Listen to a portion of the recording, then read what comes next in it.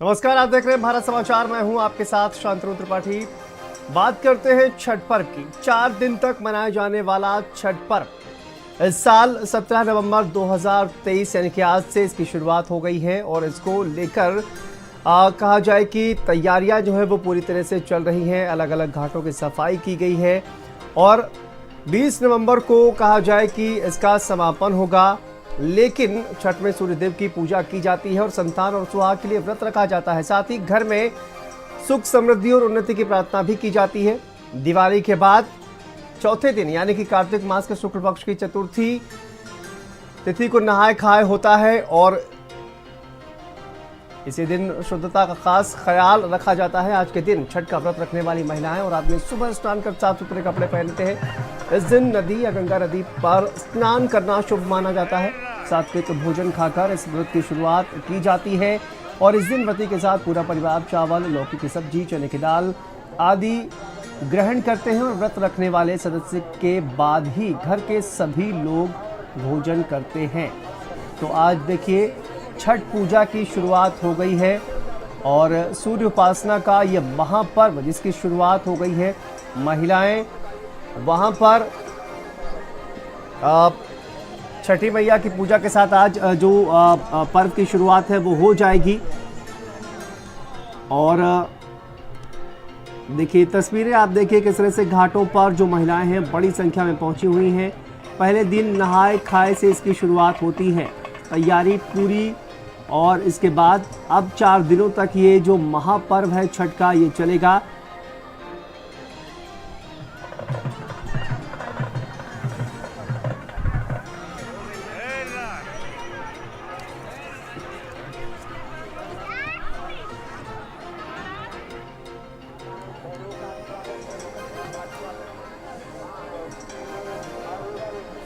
तो देखिए सूर्य उपासना का ये महापर्व छठ जिसकी शुरुआत हो गई है और घाटों पर जो तमाम महिलाएं हैं वो आपको नजर आ रही हैं। 4 दिन तक ये जो छठ पर्व है मनाया जाएगा। 17 नवंबर यानी कि आज से इसकी शुरुआत हो गई है। 20 नवंबर को इसका समापन होगा। छठ में सूर्य देवता की पूजा की जाती है। संतान और सुहाग के लिए व्रत रखा जाता है। साथ ही घर में सुख समृद्धि और उन्नति की प्रार्थना भी की जाती है। दिवाली के चौथे दिन यानी कि कार्तिक मास के शुक्ल पक्ष की चतुर्थी तिथि को नहाय खाए के साथ इस व्रत की शुरुआत होती है और इस दिन शुद्धता का विशेष ख्याल रखा जाता है। आज के दिन छठ का व्रत रखने वाली महिलाएं और आदमी सुबह स्नान कर साफ सुथरे कपड़े पहनते हैं। हम लोग का छठ पर्व जो महान पर्व होता है, हम लोग बिहारियों के लिए, बिहार वाले वासियों के लिए छठ पूजा बहुत सावधानी से किया जाता है। हर चीज़ हम लोग बड़े बारीक से सुन लेना पड़ता है। उसमें मनोकामना पूरा किया जाता है। छठ पर्व में जो मनोकामना हो, नौकरी हो, चाकरी हो, किसी को बाल बच्चा नहीं होता उसके लिए भी आदमी छठ व्रत करते हैं। बहुत बहुत खुशी हुई है। बहुत पावन पर्व है बिहार का। हम सब दूर दूर से आते हैं बिहार में पर्व मनाने। आज गंगा स्नान करके एकदम मंत्र मुग्ध हो गए और सारा पाप अपना सब नाश हुआ पार का। बनाएंगे और मैं तो कोची से आई हूँ यहाँ पे इनका सेलिब्रेट करने के लिए। नहाय खाए सबसे माँ छठी मैया के सबसे महत्व पर्व है। इसको आदमी आज के दिन मतलब शब्द में बयान नहीं कर सकते कि इनके मतलब कितना महान ये पर्व है। प्रसाद में कद्दू, चावल, जो साग, पकोड़े मतलब जितना आपका श्रद्धा है सब पकवान बनता है। हमको लग रहा है हम 12-13 साल से करते आ रहे हैं। तो देखिए शुरुआत हो गई है छठ पर्व की और इसी पर बात करेंगे। तमाम मेहमान हमारे साथ जुड़े हुए हैं। सबसे पहले आपका परिचय करा देते हैं। डॉक्टर आदित्य पांडे, महामहोपाध्याय हमारे साथ जुड़े हुए हैं। डॉक्टर आदित्य जी, आपका बहुत स्वागत है भारत समाचार पर। और हमारे साथ कृष्णकांत वशिष्ठ जी, आचार्य जी जुड़े हुए हैं। कृष्णकांत वशिष्ठ जी, आपका भी बहुत स्वागत है। सबसे पहले डॉक्टर आदित्य पांडे, मैं आपसे ही जानना चाहूँगा, देखिए आज छठ पर्व की जो शुरुआत है वो हो गई है। किस तरह से ये जो पर्व है मनाया जाता है और इसकी शुरुआत कहाँ से हुई, ये पूरा जो है वो मैं चाहता हूँ कि आप हमारे दर्शकों को बताएं। ऋग्वैदिक काल में जाते हैं तो वहां पर एक घटना मिलती है जब सूर्य भगवान निस्तेज हो गए थे, उनका तेज कम हो गया था। उन्होंने ब्रह्मा जी की पूजा करी और ब्रह्मा जी से आराधना करी कि पुनः मुझे शक्ति प्राप्त हो। तो ब्रह्मा जी ने कहा कि मेरी जो मानस पुत्री है देवसेना, जो कि स्कंद यानी कार्तिकेय जी की पत्नी भी मानी गई हैं, आप उनकी पूजा करें, उनकी आराधना करें। और कार्तिक मास के जो शुक्ल पक्ष की षष्ठी थी, उसी दिन ये पूजा प्रारंभ हुई और मानते हैं कि माता षष्ठी ने आशीर्वाद दिया कि सूर्य भगवान का तेज कभी क्षीण नहीं होगा और उनको शक्ति दी। इसी के साथ महाभारत काल में हम जाते हैं तो सूर्यपुत्र कर्ण की भी कठोर साधना का विवरण मिलता है, जहां वो घंटों घंटों अपना शरीर आधे से अधिक नदी में रहकर सूर्य भगवान की साधना करते थे और उन्होंने विशेष शक्तियां प्राप्त की थी। रामायण काल में भी ये घटना मिलती है कि जब भगवान राम जी और सीता मैया अयोध्या वापस आए तो उन्होंने भी नदी में पूजा करके षष्ठी माता का पूजन किया था और अपने आप को पवित्र किया था और शक्ति की प्राप्ति की थी। ऐसी बहुत सारी घटनाएं हैं जिनसे कि हमें जानकारी मिलती है कि षष्ठी माता के पूजन से संतान की प्राप्ति हुई, शक्ति की प्राप्ति हुई, साधना में वृद्धि हुई। और सबसे अच्छी बात जो इस पूजन की है वो ये है कि यहाँ पे आप देखेंगे किसी आचार्य की आवश्यकता नहीं है। ये पूजन स्वयं जो भक्त होते हैं वो भगवान का करते हैं, यानी यहाँ पे भगवान और भक्त के बीच में किसी भी एजेंट की, किसी माध्यम की जरूरत नहीं है। ये डायरेक्ट पूजन है। और अच्छी बात क्या है कि इसका कोई विधान में ये नहीं है कि ये मंत्र करने हैं, ये श्लोक पढ़ने हैं। ये सीधे सीधे भक्त साधारण भाषा में, साधारण बोलचाल की भाषा में पूजन करते हैं और अपने प्रभु को अपना बनाया हुआ, अपने घर में स्वयं अपने हाथ से बनाया हुआ भोजन, जो कि तामसिक भी नहीं है, बहुत सात्विक पूजन होता है। उसमें प्याज लहसुन कुछ नहीं है, गंगा मैया के जल से बना हुआ भोजन है। और आप सोच सकते हैं उसमें कोई भी बहुत महंगे जो कि व्यंजन होते हैं वो नहीं है, उसमें कोई काजू मेवा नहीं डाला गया। ऐसा भोजन बनाया जाता है जो अगर कोई बहुत धनाढ़ व्यक्ति है तो उसके घर में भी वही बनेगा। लेकिन डॉक्टर आदित्य जी, जब सूर्य की उपासना की जाती है तो फिर आप ये कह रहे हैं कि कोई मंत्रोच्चार नहीं किया जाता है, लेकिन जब सूर्य उपासना की जाती है तो किस तरह की जाती है? सूर्य की उपासना करने की कोई विधि, कोई ढंग तो होगा जिस तरह से सूर्य की उपासना? सूर्य भगवान से जो सूप में ले जाते हैं फल मिष्ठान, वो सीधे सरल भाषा में अपनी लोकल लैंग्वेज में, कुछ लोग जो कि अवधी बोलते हैं, कुछ भोजपुरी बोलते हैं, उसमें प्रार्थना करते हैं कि हे सूर्य भगवान, आप मेरा व्रत, मेरा जो प्रसाद दे रहा हूँ उस प्रसाद को स्वीकार करिए, या दे रही हूँ उसको स्वीकार करिए, और इस प्रसाद से मेरे परिवार को सुख समृद्धि दें। जिनके यहाँ संतान नहीं है उनको संतान दें, जिनके संतान है, सब कुछ है, उनको भी सुख समृद्धि मिले। बिल्कुल। हमारे साथ कृष्णकांत वशिष्ठ जी भी जुड़ गए हैं, आचार्य जी हैं। कृष्णकांत जी, क्या बताएंगे आप, ये जो छठ का पर्व है इसकी आज से शुरुआत हो गई है, इसके पीछे की क्या कहानियाँ? जिस तरह से डॉक्टर आदित्य पांडे ने भी हमको बताया कि 3 अलग अलग कहानियाँ उन्होंने बताया, लेकिन क्या परंपराएं हैं और किस तरह से ये छठ पर्व की शुरुआत हुई है, इस पर आप रोशनी डालना चाहेंगे? भारत समाचार के इस मंच को प्रणाम करता हूं और इस चैनल के माध्यम से सभी दर्शकों को एवं भारत समाचार के इस टीम को और आचार्य प्रवर जी को और पूरे देशवासियों को छठी माता के इस पावन पर्व पर बहुत बहुत शुभकामनाएं जी। माता छठी की कृपा सभी के ऊपर बनी रहे। जिस प्रकार शांतनु जी अभी डॉक्टर साहब ने बहुत ही अच्छी बात बताई और बहुत ही सरल तरीके से इस पूजा की विधि के विषय में बताया। सूर्य साधना, हाँ, बहुत अच्छी बात कही कि इसमें किसी मंत्र की विशेष आवश्यकता नहीं है। हाँ, क्योंकि इसमें हर एक व्यक्ति पूजा करता है भाव से। अगर उसे मंत्र नहीं भी आता है तो वो भाव से भगवान सूर्य को जल दे सकता है। ठीक है कृष्णकांत जी, मैं वापस आऊंगा आपके पास। डॉक्टर आदित्य पांडे जी, जिस तरह से देखिए कहा जाए कि ये पूरा जो पर्व है 4 दिनों तक ये पर्व चलता है और आज से इसकी शुरुआत हो जाती है। कई जो महिलाएं हैं वो संतान के लिए, सुहाग की सलामती के लिए इस तरह से जो है वो छठ व्रत का पालन करती हैं। इसकी जो विधि विधान है वो आपने कहा बहुत सरल है, लेकिन उसके बावजूद भी पूर्वांचल अगर देखा जाए और ख़ासकर बिहार का जो पूरा राज्य है, यहाँ पर काफ़ी ज़्यादा ये जो पर्व है इसको सेलिब्रेट किया जाता है। बड़ी संख्या में लोग जो है वो इस पर्व को सेलिब्रेट करते हैं।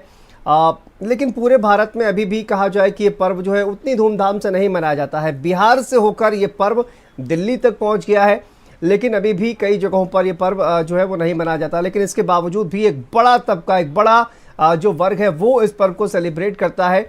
और क्या वो जो तमाम कहा जाए कि जो आकांक्षाएं हैं जिनको लेकर ये व्रत रखा जाता है, और महिला पुरुष सभी ये व्रत जो है वो रखते हैं, परिवार में किस तरह से पूजन किया जाता है, 4 दिनों तक जो पूरा विधि विधान है वो किस तरह से किया जाता है, डॉक्टर आदित्य पांडे जी? देखिए, ये जो पर्व है ये 4 दिनों का है और यहाँ पर सूर्य भगवान की पूजा का विशेष महत्व है जी। सूर्य अगर आप माने तो हम इनको प्रत्यक्ष देवता बोलेंगे, क्योंकि बाकी देवताओं को हो सकता है कोई भी व्यक्ति डिनाई कर सकता है उसने देखा है कि नहीं देखा है, बट सन यानी सूर्य एक अल्टीमेट सोर्स ऑफ एनर्जी है जिससे कि हर व्यक्ति ऊर्जा प्राप्त करता है। तो पहले दिन जब ये प्रारंभ होता है तो पहले दिन यहाँ पे सूर्य भगवान को नहा धो करके अर्घ दिया जाता है, पवित्र हो करके, क्योंकि देखिए यहाँ पे पवित्रता का बहुत महत्व है और पवित्रता मानसिक भी हो शारीरिक भी हो, दोनों इंपॉर्टेंट है। इसीलिए बिल्कुल घर में गंदे विचार नहीं, कहीं भी क्लेश नहीं, वातावरण तनावपूर्ण नहीं होना चाहिए, प्याज लहसुन बिल्कुल नहीं होना चाहिए घर में प्रयोग। जो भोजन बनेगा, प्रसाद बनेगा सायंकाल, वो सारा का सारा घर पर ही निर्मित होगा और स्वयं घर की जो माताएं बहनें हैं या जो घर के पुरुष हैं वो निर्मित करते हैं। और जब ये पूजन करते हैं तो यहाँ पे आपको एक और महत्व दिखेगा कि जो पुरुष है वो आगे बढ़ेगा, आगे बढ़ करके सूप में स्वयं फल लेकर के या मिष्ठान लेकर के पहले वो आगे बढ़ता है, अपनी पत्नी को एक तरह से एस्कॉर्ट करता है।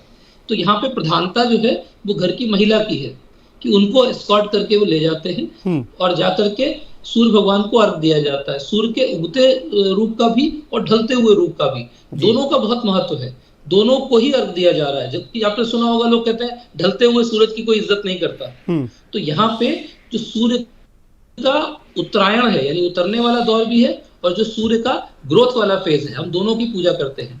और यहाँ पर आप कह सकते हैं करवा चौथ में तो माताएं बहनें 24 घंटे लगभग व्रत रखती है, उससे भी कम, परंतु यहाँ पे जो व्रत है वो निर्जला लगभग है और वो 36 घंटे का है। आप टफेस्ट व्रत कह सकते हैं इसको, बहुत कठिन है, परंतु जो पूरा का पूरा पर्व मनाया जाता है, इस पर्व के दौरान पवित्रता बहुत मेंटेन रहती है, विधि विधान से मनाते हैं। पहले दिन तो आपने जो है पूजन किया, दूसरे दिन आप क्या करते हैं, उपवास से शुरुआत हो जाती है, पूरे दिन भर अन्न जल कुछ भी नहीं लेना है और उसके बाद सायंकाल में जो खीर है उसका निर्माण बनाएंगे और खीर अर्पित की जाती है। तीसरे दिन जो होता है उसके दिन हम लोग डूबते हुए यानी कि ढलते हुए सूरज को अर्घ देते हैं और अंतिम दिन भी सूर्य भगवान को ही अर्घ देकर इसका पारण होता है। यानी सनराइज और सनसेट जो सूर्य की दो कलाएं हैं उसकी सबसे ज्यादा महत्व है।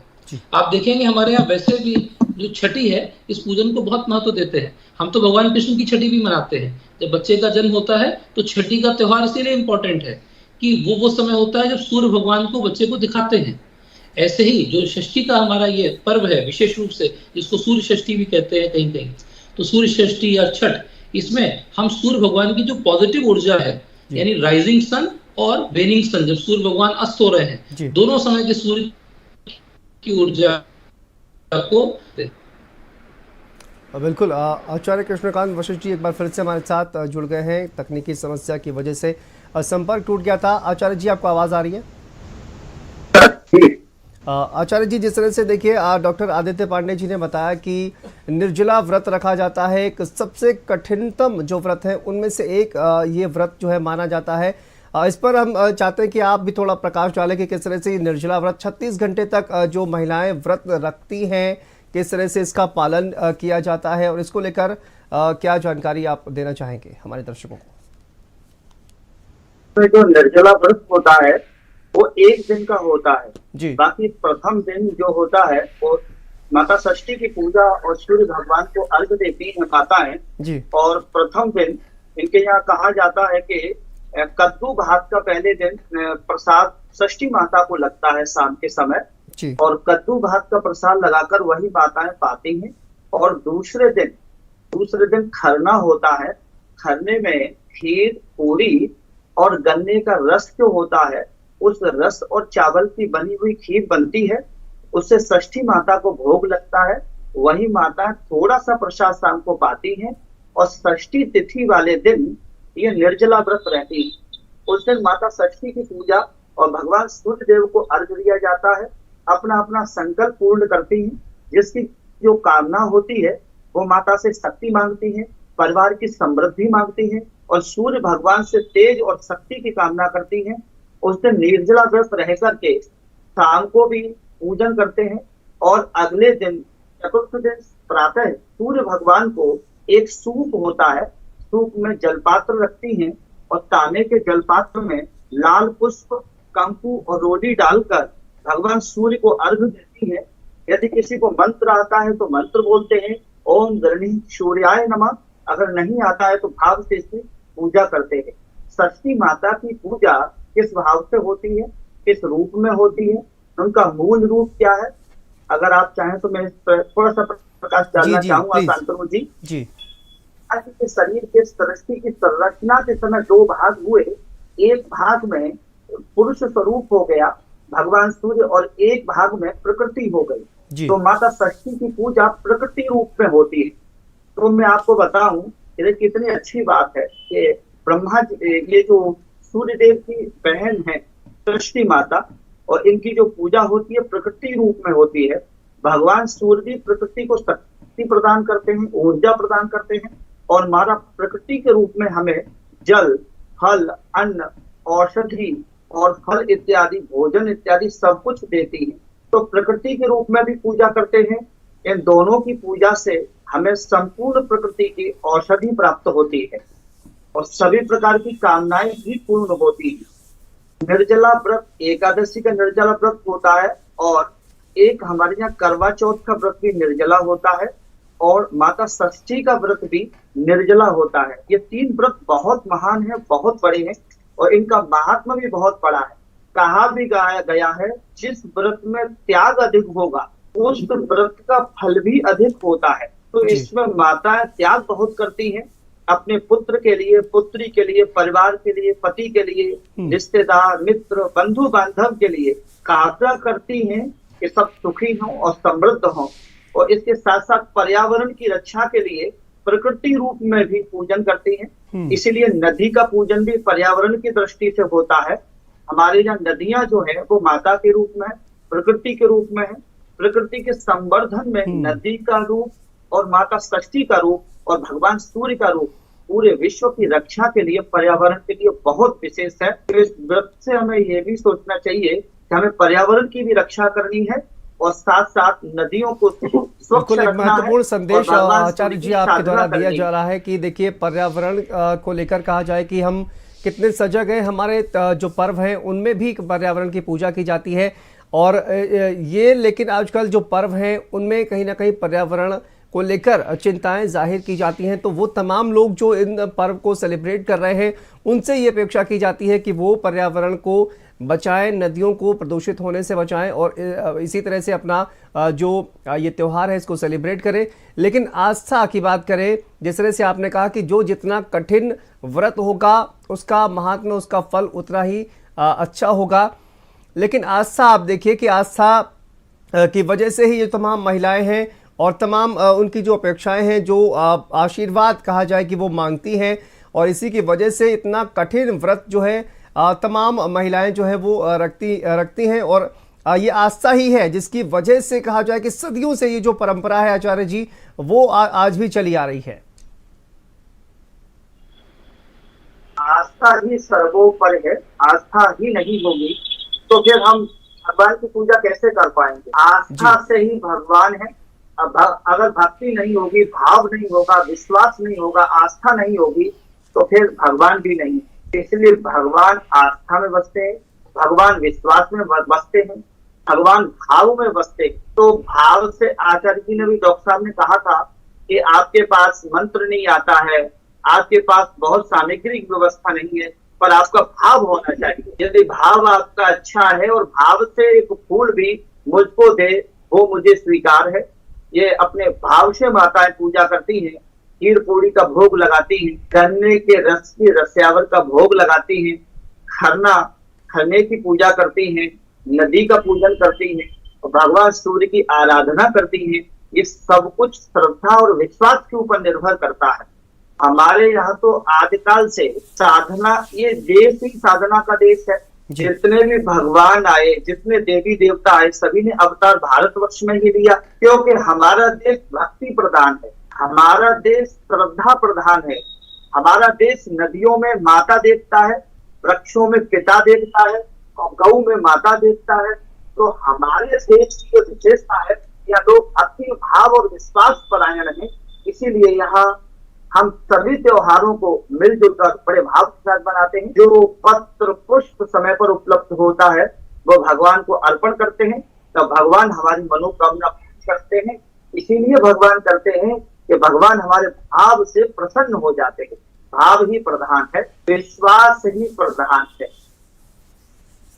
बिल्कुल डॉक्टर आदित्य पांडे जी, जिस तरह से देखिए न सिर्फ आस्था बल्कि कहा जाए कि आस्था के साथ साथ एक वैज्ञानिक दृष्टिकोण से भी अगर हम देखें, सूर्य न सिर्फ एक देवता माने गए हैं, बल्कि जिस तरह से आपने भी कहा कि प्रत्यक्ष रूप से आप देखिए कि सूर्य एक तरह से पृथ्वी पर रहने वाले वो तमाम प्राणी हैं, उनको जीवन देने का काम करता है, क्योंकि सूर्य से ऊर्जा मिलती है। इस वजह से भी सूर्य की जो महत्ता है वो हमारे जीवन में, समाज में कितनी महत्वपूर्ण है ये भी दर्शाता है, और इस वजह से भी सूर्य उपासना जो है वो अपने आप में काफ़ी महत्वपूर्ण हो जाती है। जी, कुंडली में भी सूर्य की स्थिति बहुत महत्वपूर्ण होती है जी। यदि हम सूर्य की उपासना करते हैं तो हमारी बॉडी में पॉजिटिव एनर्जी आती है, हमारा तेज बढ़ जाता है, हमारा जो कॉन्फिडेंस है वो बढ़ जाता है। और सूर्य की पूजा करने से बहुत से लोग जो कहते हैं ना कि हमें अच्छी जॉब चाहिए, करियर अच्छा चाहिए, तो उनको वो प्राप्त होता है। यदि किसी की कुंडली में सूर्य नीचस्थ भी है और किसी की कुंडली में सूर्य ग्रहण दोष भी है, तो यदि वो इस समय व्रत का पारण करता है, व्रत को नियम से फॉलो करता है, तो ग्रहण दोष से मुक्ति मिलती है, सूर्य के बुरे असर से राहत मिलती है। जिन बच्चों की आईसाइट वीक है उन्हें चाहिए कि ये प्रसाद जरूर ग्रहण करें, और यदि हो सके तो इस समय वे तर्पण भी करें और सूर्य भगवान को दूध से अर्घ्य दें, तो उससे आईसाइट में इंप्रूवमेंट आता है। जिनका कॉन्फिडेंस कम है वो लोग भी ये प्रसाद नियम पूर्वक ग्रहण करें तो उनका कॉन्फिडेंस बढ़ेगा। जिन्हें नौकरी में सफलता नहीं मिलती, लगता है कि हम गवर्नमेंट जॉब की तैयारी करें, हमें अच्छी जॉब मिल जाए, तो वो भी सूर्य तेज करने के लिए यदि इस समय सूर्य भगवान का पूजन करेंगे और सूर्य भगवान को जो दूध से अर्घ दिया जाता है वो अर्घ देंगे, तो फिर उनको भी इसमें सफलता मिलेगी। चलिए, बहुत बहुत शुक्रिया डॉक्टर आदित्य पांडे जी भारत समाचार के साथ जुड़ने से लिए और तमाम ये महत्वपूर्ण बातें हमारे दर्शकों तक पहुंचाने के लिए। इसके अलावा कृष्णकांत वशिष्ठ जी, आचार्य जी, आपका भी बहुत बहुत शुक्रिया हमसे बातचीत करने के लिए।